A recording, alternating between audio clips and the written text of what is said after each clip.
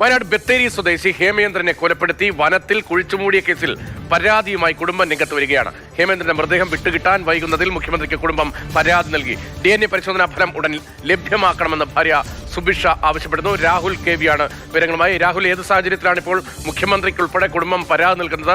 കുടുംബം വീണ്ടും ഈ വിഷയത്തിൽ ഗൗരവതരമായി ഇടപെടൽ ആവശ്യപ്പെടുന്ന സാഹചര്യം എന്താണ്?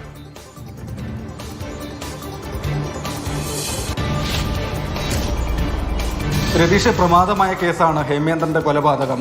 2024 മാർച്ചിൽ ഹേമേന്ദ്രനെ ഒരു സംഘം തട്ടിക്കൊണ്ടുപോകുന്നു. 1.5 വർഷം ഇപ്പുറമാണ് ഹേമേന്ദ്രനെ കൊലപ്പെടുത്തി ചേരമ്പാടി വനമേഖലയിൽ കുഴിച്ചിട്ടുവെന്ന് സ്ഥിരീകരിക്കുകയും വനമേഖലയിൽ നിന്ന് ഹേമേന്ദ്രൻ്റേതെന്ന് കരുതുന്ന മൃതദേഹം കുഴിച്ചെടുക്കുകയും ചെയ്തത്. ഇത് ഹേമേന്ദ്രൻ തന്നെയാണെന്ന് സ്ഥിരീകരിക്കുന്നതിനുള്ള മാർഗമാണ് DNA പരിശോധനാ ഫലം. DNA സാമ്പിളുകൾ ശേഖരിച്ച് കണ്ണൂരിലെ ലാബിലേക്ക് അയച്ച് ഏകദേശം 2 മാസത്തോളം ആവുകയാണ്. ഫലം ഇതുവരെ ലഭ്യമായിട്ടില്ല. അതുകൊണ്ട് ഈ മൃതദേഹം കുടുംബത്തിന് വിട്ടുകൊടുക്കാനും കഴിഞ്ഞിട്ടില്ല. മെഡിക്കൽ കോളേജ് ആശുപത്രി മോർച്ചറിയിലാണ് ഇപ്പോഴും ഈ മൃതദേഹ ഭാഗങ്ങൾ സൂക്ഷിച്ചിട്ടുള്ളത്.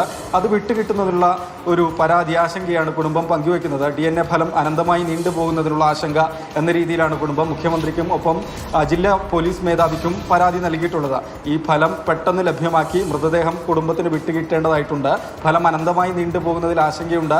അന്വേഷണത്തിൽ അത് തിരിച്ചടിയായി മാറും എന്നൊരു ആശങ്ക കൂടിയാണ് ഈ കത്തിൽ പരാതിയിൽ കുടുംബം മുന്നോട്ട് വെക്കുന്ന കാര്യം. കേസിൽ പ്രതികളെ നേരത്തെ തന്നെ പോലീസ് പിടികൂടിയതാണ്. മുഖ്യപ്രതി നൌഷാദാണ്, ബത്തേരി സ്വദേശി തന്നെയാണ്. കൂട്ടുപ്രതികളെയും കസ്റ്റഡിയിലെടുത്തിരുന്നു. ഇതിൽ പങ്കുണ്ടെന്ന് സംശയിക്കുന്ന മറ്റു 2 സ്ത്രീകളിലേക്കും പോലീസിന്റെ അന്വേഷണം നീണ്ടതുകൂടിയാണ്. അതിൽ വിദേശത്തായിരുന്ന നൌഷാദ് തിരിച്ചു വരുന്ന സമയത്താണ് പോലീസ് പിടികൂടുകയും ചെയ്തിട്ടുള്ളത്. അതിനാൽ DNA പരിശോധനാ ഫലം വൈകുന്നതിലുള്ള വലിയ ആശങ്കയാണ് കുടുംബം പങ്കുവെക്കുന്നത്. മുഖ്യമന്ത്രിയുടെ ഇടപെടലാണ് ആവശ്യപ്പെടുന്നത് ഈ പരാതിയിലൂടെ.